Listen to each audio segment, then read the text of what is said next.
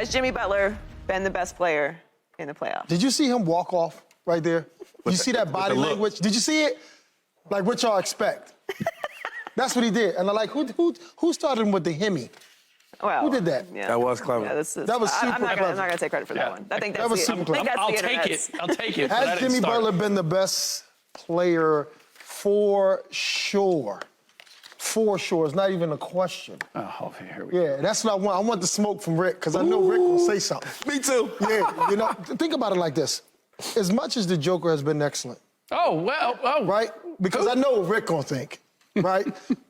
Jimmy has 7 undrafted guys. Jimmy has Tyler Hero out. Jimmy has Victor a 37-year-old Kyle Lowry. Jimmy has an aged Kevin Love, who I love both of those guys. Right. Joker got some guys. Joker got young guns. It's a fact. Right? So at the end of the day, you need more of Jimmy's play on this type of in this type of environment than you would Joker to give you 30 every game. Right. I'm going with Jimmy. Jimmy's like, let's speak about Philadelphia. Jimmy like Joe Frazier. I'm coming at you. I don't care how much you do. You know, back in the 80s when it was Sugar Ray Leonard, Hagler, Hearns, that's Jimmy. Jimmy a dog. Durant, yeah. Shady? I'm going with Jimmy also. A lot of the things he said, but one thing for me is when I look at this, the playoffs, and all the stars are pretty much playing very well. Talked about Jokic, right? He's playing phenomenal. But on Jimmy, if he doesn't play well, they have no shot to win. Not a chance. And not only to win, they might get smoked. They might get blown out. Where if Jokic doesn't play well, I still think that Denver can still win a game or two. Another thing about Jimmy Butler that we're not talking about, think about this for a second. You're talking about the A seed, right? I like to put everything into perspective from what I know from playing ball. If we playing a team like the, I don't know, the Browns or the, right, they might have a player or two. We're going to smoke them. For Jimmy Butler to go against, as the 8th seed, going against the 1st seed, beating them, coming to New York, the 5th seed, the Knicks? 4th, 5th seed, yeah. Beating them. Now we playing Boston, come home and we beat them. So you forgot about Milwaukee. Come on. Yeah, tell Milwaukee, Rick. Yeah. No, but tell Rick. So just thinking that for a second is like, yo, he's going against all the top dogs and he's whooping on them. Your MVPs that you like to talk about, great players like to talk about, I'm beating all them dudes. And I'm beating them with a whole bunch of okay guys. That's a lot of respect. And he reminding them during the game, I love Drew Holiday. Drew, I love you. He reminding cats during the game. I'm that guy. Hemi? Did you forget? Hemi? Okay.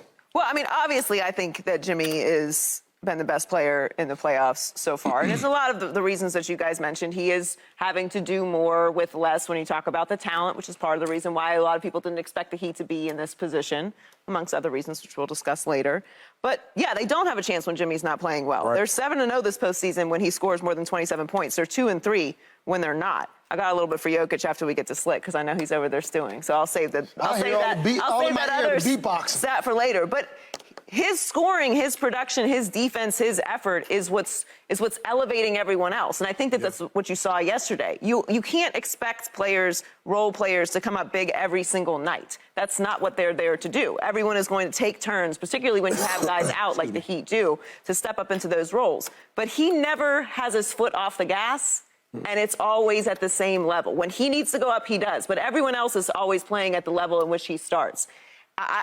There's obviously a very good argument to be made for Jokic, and I think he's been incredible. But when you're looking at the full totality and nuance of what Jimmy Butler is doing with the Heat, I don't know how you can't say he's been the best. I love the fact that the three of you, all three of you, said Jimmy Butler, but you couldn't keep Nikola Jokic's name out of your mouth. Gotta be respectful. Because that was for you. Yeah. No, I know better than that, Shady. Because that's the only right answer, okay? I didn't know that the question was who's been the most valuable player, who's been the most surprising player, who's overcome the most. Because if that's the question, then I will give you Jimmy Butler. Because of what he has around him, and because they've lost a couple of pieces, although there's an argument to be made that they're actually better without Tyler Hero. That's a nuance. Go ahead. That's a nuanced conversation, but nonetheless. But Nikola Jokic is averaging a triple-double in the playoffs. Nikola Jokic has not had a down game in these playoffs. Now, for as good as Jimmy has been, He's had a game or two where he wasn't all of that. He's still good defensively. He's still the emotional leader of that team. Right. But Jokic has delivered. And the distinction that I have, in past years, I might have gone with you because what Jimmy is doing is he's orchestrating and he's dictating. It's his presence and he's making decisions. But Jokic has been that force in these playoffs. He didn't hesitate to go at Anthony Davis. There are times, like, I will, when I saw him spin and dunk on Anthony Davis, I was like, that was big. He texted Whoa. me. He texted me. That's a new I don't want that Nikola abuse while I'm Jokic. watching TV. This dude's, I'm texting him. I ignore him, though. I ignore Slick. Well, of course, we've had that conversation. I don't like that abuse. Cat.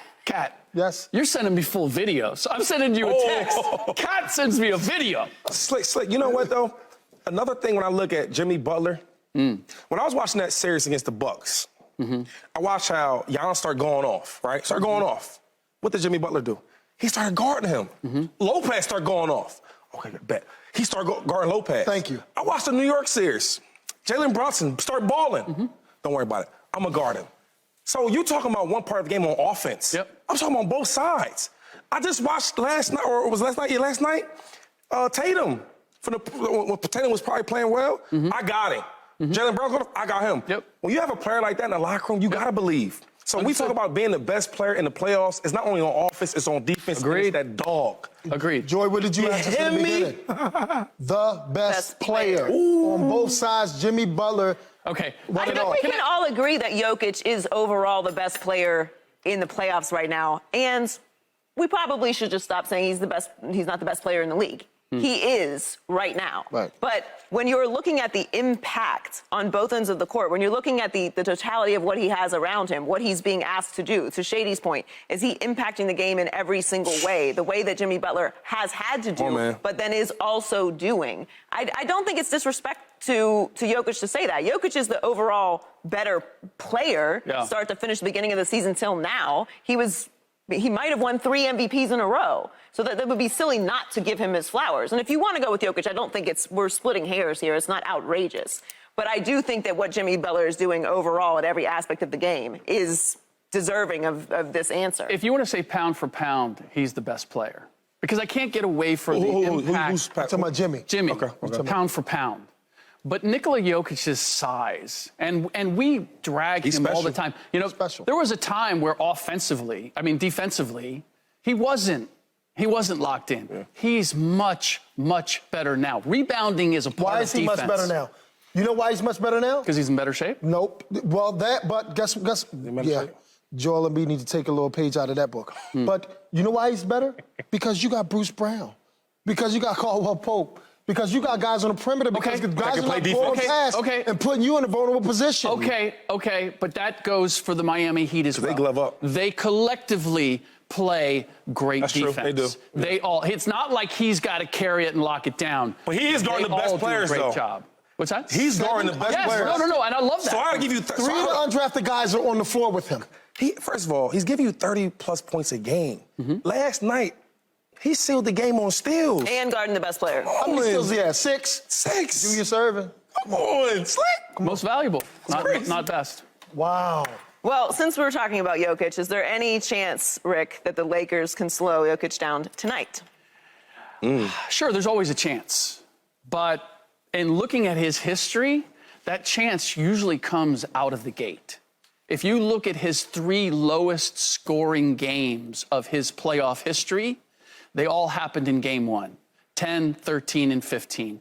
I believe he had a 1-assist game against Portland a couple of years ago. He had a 2-assist game against the Lakers in the bubble, right? Those all happened in game 1. This is why this idea that Rui Hachimura is going to present some huge obstacle for Nikola Jokic, he generally gets better as the series goes on because he's such a high IQ player and he can do so many different things. So can he have an off shooting night? Absolutely. He's had those, right? He hasn't always shot 60% and done what he's done. But generally, if you're going to try to slow him down in one aspect of the game, he's going to pick it up in another one. So it's possible, but not likely. I don't I mean, I think it's possible, of course. Anything is possible. But I don't think that should be the Lakers' game plan. As a matter of fact, I account for him having a great game every single night at this point. He's been consistent. He's been tremendous. He's been splitting hairs. One of the two best players left in the postseason right now, the way that he's playing. So why try and compartmentalize that? There are other players that you can take advantage of if you're the Lakers. Stop some of the lesser players and let him do his thing. If you have everyone from the Nuggets going off, that's a problem. To me, I'm not stressing out about Jokic. I'm not going to put all my resources into trying to stop Jokic, and he still goes for 40. Yeah. Allowing everyone else to be able to have their shots and step up. So I do think it's possible. I think you can make adjustments. But he's such a force that my focus would be on dampening the play of lesser players than... Shut down Bruce Brown. Yes. And that's my thing, right? Can the Lakers slow him down? No, I just don't think so because, like you said, it's about pattern. It's what I see consistently. That's what I work on. What is consistent? What's the pattern of this individual? No one can slow him down. Now, you named Portland, and then were they in Portland when he did that? He probably was bored. And then, the bubble, you know what I mean, there's nothing else to do. What am I going to do? I don't like really playing. Yeah. It's probably those things, you know what I mean? But I say he's so smart like LeBron James, his IQ so high, you can't give him no steady diet. So this old Rudy Hachimura and, he did this, that. The fourth quarter of that game, I would say, was more tired than anything. Give a fresh Jokic and put Rudy on him, you may see a different game, right? So I would say, like to Joy's point, slow down the teammates because he's going to do, like LeBron James, he's going to do what he do. But all this old slowing Joker down, he's not, to me, three times in a row MVP for no reason. Right. For a person like Rudy Hachimura, which I no disrespect, to stop me in this playoffs. Did you say consistency? You said consistency. That was the one thing that impressed you about. Because consistency, that's excellence. Here we go. See, my this thing is with Pandora's Hachimura, box. What do you feel like doing? Listen, I respect Jokic. I won't disrespect him, right, by saying that I think that the Lakers should slow him down because he's a great player. But the numbers are the numbers here. I mean, y'all love to talk about numbers on this show. How are you passing up on these numbers? Yo, you had 34 points the whole game. You had 31 points within the 3 quarters from 1 to 3. In the fourth quarter, when they made that switch, having AD on the help and Rudy playing on him, he had 3 points, 2 rebounds, 2 assists, and 2 turnovers. That did happen. So for y'all to just say, it won't matter, that does matter. Yeah. Now, Denver has to make some adjustments. I think that Mike will definitely make the adjustments, but we got to see it for what it is because in the bubble, y'all keep talking about the bubble, they had Dwight Howard guarding him, right? Bigger force. And Much they had bigger, AD help physical. And they had AD helping out. Yeah. That slowed him down a little bit too. So if we gonna call a spade, and I know you from Philadelphia. Yeah. Come on, man, call it how you see it. Yeah. The numbers and when you watch that game, he slowed him down. That was a different Jokic. I would make the case that's a different Jokic Well, than Dwight Howard. What happened in the first game? The first game, did it slow him down? Because you said he was tired, right? They had a big lead. Fourth quarter. He sat a lot in the third quarter. He had a lot of people. He definitely was fresh. Come on. I mean, sometimes just because they know an adjustment's coming doesn't mean that you can do anything about it. Rui did do a great job on him. Subscribe here to get the latest from Speak, and go watch a few segments from our other shows on FS1.